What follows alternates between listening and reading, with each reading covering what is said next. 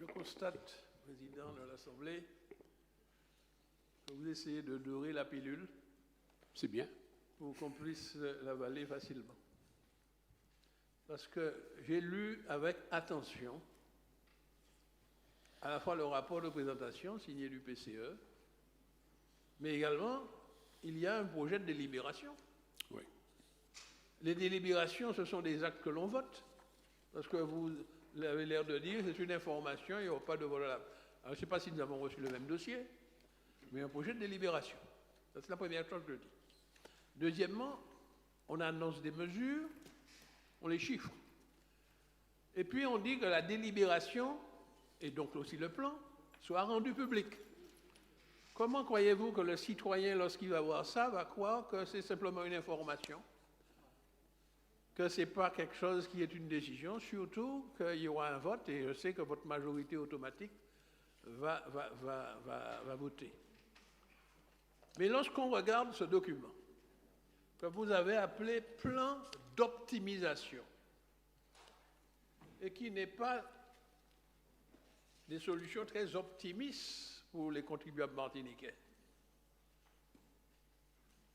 Parce que, c'est vrai, vous dites que je vais commencer par baisser un certain nombre de dépenses,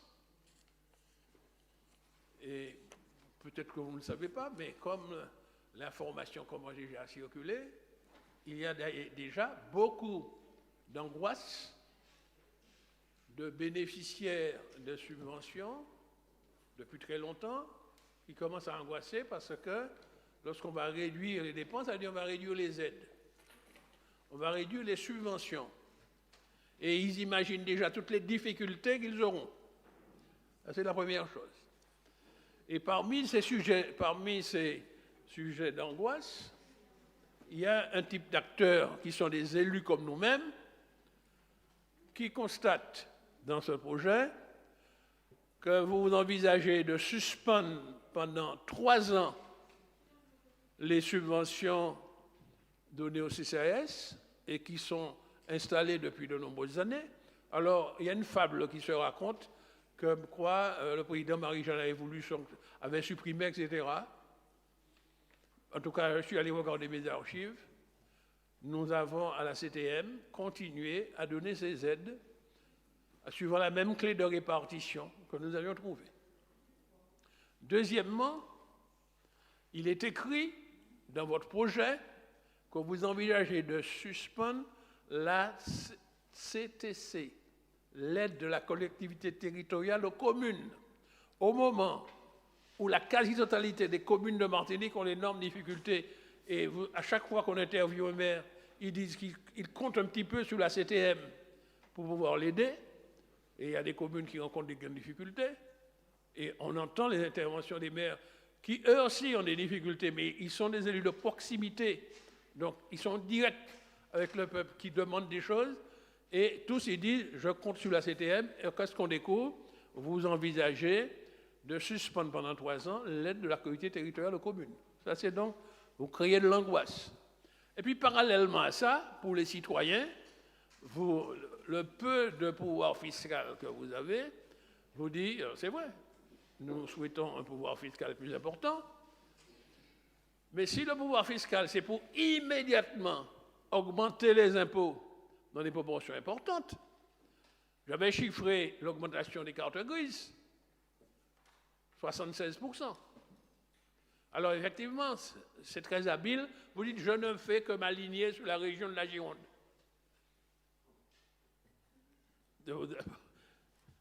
Donc, c'est en prenant le modèle de la Gironde, donc vous augmentez de 76% pour chaque fois qu'il y aura un changement de propriétaire de véhicule, il aura à payer plus.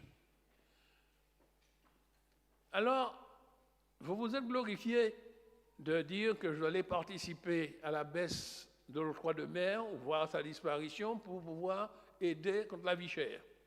Mais immédiatement après, ça avait peut-être échappé à certains, vous avez mis une théorie sur la péréquation. Et quand j'ai regardé dans le détail, j'ai vu que c'est surtout la partie l'OMR, l'octroi de mer régional, que vous allez augmenter. Jusqu'à présent, le plafond était à 2,5, vous comptez le porter à 5%. C'est-à-dire vous allez le doubler. Doubler, c'est 100% d'augmentation. Et puis pour assurer les maires, puisque avec le dispositif où vous avez supprimé l'octroi de mer pour lutter contre la vie chère, certains maires craignaient de baisse l'octroi de mer. Vous dites non, il y aura la péréquation. Donc on va augmenter certaines de choses. Et puis il y a une astuce. Vous aviez pris pour les cartes grises le modèle de la Gironde. Là, vous dites, bon, on va regarder en Guadeloupe, il y a des taux d'octroi de mer supérieurs en Guadeloupe par rapport à ceux de la Martinique. Nous allons les remonter les taux de Martinique pour l'amener au niveau des Guadeloupéens. Et vous dites aux communes, ça vous fera 28 millions de plus. Mais rien n'est moins sûr. Parce que le problème, c'est que les importateurs, lorsqu'ils voient que sur telle ou telle marchandise, l'octroi de mer a augmenté, mais il peut choisir d'importer autre chose. Collègue. Donc, je suis en train donc d'expliquer que ce système-là n'est pas de l'optimisation. Donc, c'est pourquoi je n'utilise pas le terme-là. Je dis que vous allez augmenter la pression fiscale. J'allais dire presque que c'était un plan de maltraitance, mais pour le moins, je vais être un peu modéré. Je dis que c'est un plan d'austérité. Donc, véritablement, vous avez mis la CTM en déficit au bout de 3 ans. Maintenant, vous allez maltraiter un peu les contribuables et les consommateurs. C'est fini. Très bien.